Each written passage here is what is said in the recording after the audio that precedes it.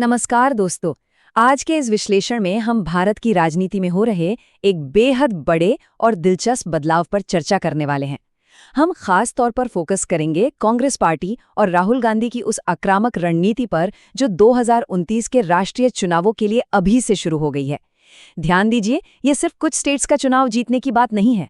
ये एक पूरा सघन गैम्बिट है, यानी दक्षिण भारत से पूरे देश का पॉलिटिकल नैरेटिव सेट करने का एक नया दांव। तो आइए पर्दे के पीछे चलते हैं और इस पूरी पिक्चर को समझते हैं। शुरुआत करते हैं इस एक धमाकेदार बयान से। तेलंगाना के मुख्यमंत्री रेवंत रेड्डी का ये कोट राजनीतिक गलियारों में लिटरली तहलका मचा चुका है। उन्होंने खुलेआम कह दिया है कि उन्होंने राहुल गांधी को मना लिया है और इंडिया ब्लॉक की तरफ से प्रधानमंत्री पद के कैंडिडेट के रूप में कांग्रेस सबसे पहले उन्हीं का नाम आगे करेगी। अब देखिए, ये कोई हवाई बयान नहीं है, बल्कि एक बहुत ही सोची समझी शुरुआत लग रही है। तो आज हम क्या क्या डिस्कस करने वाले हैं, एक क्विक रोड मैप देखते हैं। पहले हम 2029 के इस पीएम पिच को समझेंगे, फिर आएंगे तमिलनाडु और वहां के अलायंस शिफ्ट पर। उसके बाद बात करेंगे केरला में हुए लीडरशिप चुनाव की। फिर इस पूरी सदर्न सर्वाइवल स्ट्रैटेजी को जूम आउट करके देखेंगे और लास्ट में बात करेंगे इन नए बदलावों से आने वाले रिस्क्स पर। बढ़ते हैं हमारे पहले हिस्से की तरफ। 1. The 2029 prime ministerial pitch, seizing the narrative. आइए समझते हैं कि आखिर इतनी जल्दी पीएम कैंडिडेट प्रोजेक्ट करने की जरूरत क्या पड़ गई। अगर आप ध्यान दें तो विपक्ष के अंदर इस वक्त एक पावर शिफ्ट चल रहा है। एक तरफ देखिए, वेस्ट बंगाल में ममता बनर्जी और तमिलनाडु में एमके स्टालिन जैसे बड़े क्षेत्रीय नेता अभी स्टेट असेंबली से बाहर हैं। इससे इंडिया ब्लॉक में नेतृत्व का एक खालीपन, या कह लीजिए एक लीडरशिप अनसर्टेनिटी बन गई है। और दूसरी तरफ कांग्रेस ने इस खालीपन का फायदा उठाते हुए एक प्रोएक्टिव अप्रोच अपना ली है। वो राहुल गांधी को अभी से फ्रंट पर ला रहे हैं ताकि 2029 आते आते विपक्ष का एक क्लियर राष्ट्रीय चेहरा और एक सॉलिड पॉलिसी फ्रेमवर्क लोगों के सामने हो।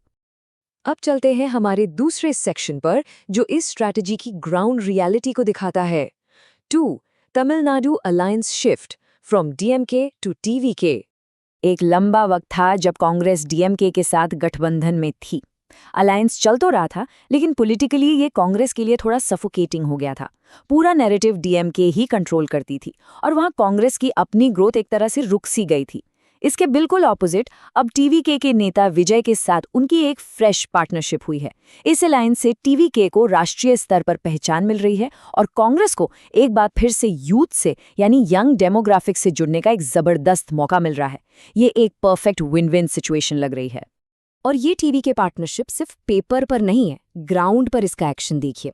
राहुल गांधी और विजय स्टेज पर एक साथ दिख रहे हैं, जो पब्लिक को एक बहुत स्ट्रॉन्ग मैसेज भेजता है। इनका पूरा फोकस अर्बन और यंग वोटर्स पर है। यहाँ तक कि आपसी तालमेल के लिए जॉइंट कोऑर्डिनेशन कमिटीज बनाने की भी चर्चा जोरों पर है। और सबसे बड़ी बात, कांग्रेस को आगे चलकर एजुकेशन, सोशल जस्टिस और अर्बन डेवलपमेंट जैसे अहम पोर्टफोलियोज मिलने के चांसेस हैं। ये ग्राउंड पर एक नई एनर्जी ला रहा है। आगे बढ़ते हैं तीसरे सेक्शन की तरफ। दक्षिण भारत में एक और बड़ा पॉलिटिकल भूकंप केरला में आया। 3. Kerala leadership choice, the battle for chief minister. आइए देखते हैं वहां नया मुख्यमंत्री चुनने में क्या हुआ। 11 दिन। सुनने में शायद थोड़ा छोटा नंबर लगे, लेकिन राजनीति में चुनाव नतीजे आने के बाद किसी नए सीएम का नाम फाइनल करने में 11 दिन लगना कोई आम बात नहीं है। इन 11 दिनों के अंदर पर्दे के पीछे ऐसी जबरदस्त लॉबिंग, मीटिंग्स और नेगोशिएशंस चली हैं जो दिखाती हैं कि कांग्रेस के लिए ये फैसला कितना ज्यादा अहम और कितना मुश्किल था।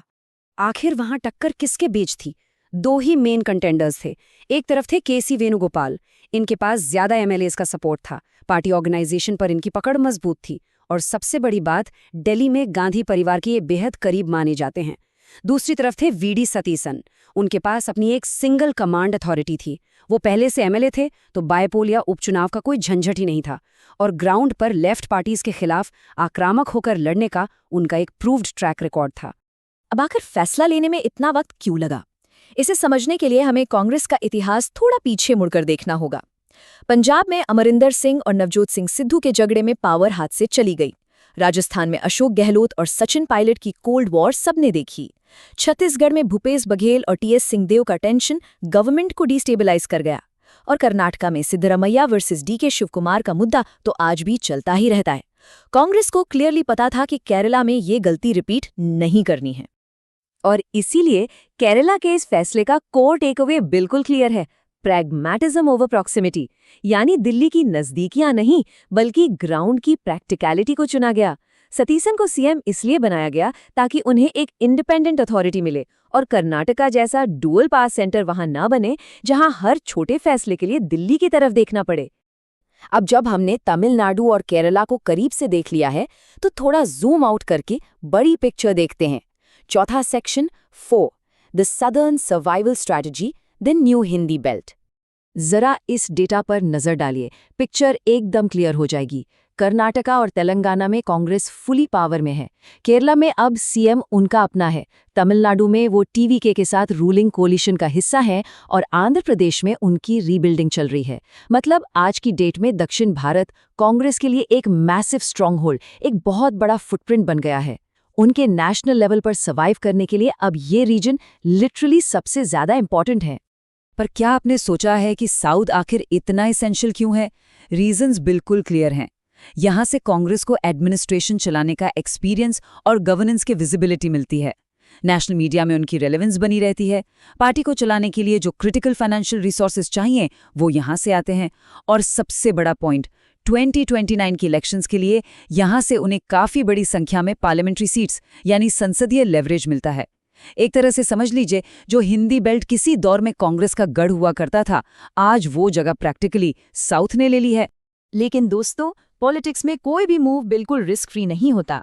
हमारा 5वां और आखिरी सेक्शन इसी बारे में है, 5 risks of regional empowerment, the pushback.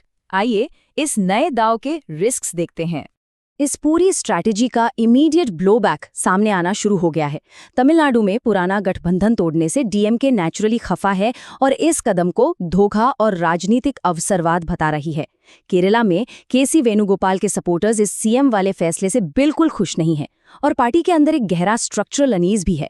कई लोगों को ये डर है कि कांग्रेस अपना खुद का इंडिपेंडेंट ऑर्गेनाइजेशन मजबूत करने के बजाय इन कैरिस्मेटिक रीजनल नेताओं पर कुछ ज्यादा ही डिपेंड तो नहीं होने लगी है।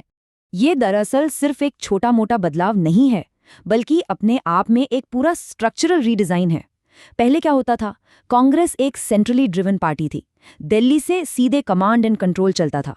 लेकिन आज का प्रेजेंट मॉडल बिल्कुल अलग है। आज ये प्रैक्टिकली एक फेडरेशन ऑफ रीजनल पावर बन चुकी है, जो पूरी तरह से अपने स्ट्रॉन्ग स्टेट लेवल नेताओं के आसपास चल रही है।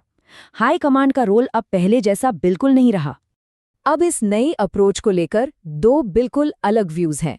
जो लोग इसके सपोर्ट में हैं, उनका मानना है कि मजबूत रीजनल नेताओं को पावर देना कोई खतरा नहीं है, बल्कि ये एक जरूरी करेक्शन है और पार्टी के रिवाइवल का यही एक रास्ता बचा है। लेकिन वहीं क्रिटिक्स वार्निंग दे रहे हैं कि ये यूनिटी टेम्पररी हो सकती है। असली टेस्ट तो तब होगा जब टिकट्स बंटेंगे, कैबिनेट बनेगी या जब अचानक कोई क्राइसिस आएगा। तब क्या ये स्टेट लीडर्स दिल्ली की बात मानेंगे? तो इन सारी बातों को समझने के बाद आखिर में हम एक बहुत ही गहरे और जरूरी सवाल पर आते हैं। सोचिए इस बारे में, क्या पार्टी वाकई अपने रिवाइवल के लिए अपना एक फंडामेंटल रीडिजाइन कर रही है, या फिर ये सिर्फ कुछ ऐसे गहरे संकटों को आगे के लिए टाल रही है जो बाद में एक बहुत बड़े धमाके के रूप में सामने आएंगे? इस एक सवाल का जवाब ही तय करेगा कि 2029 में कांग्रेस कहां खड़ी होगी। आज के इस विश्लेषण में हमारे साथ जुड़ने के लिए आपका बहुत बहुत शुक्रिया।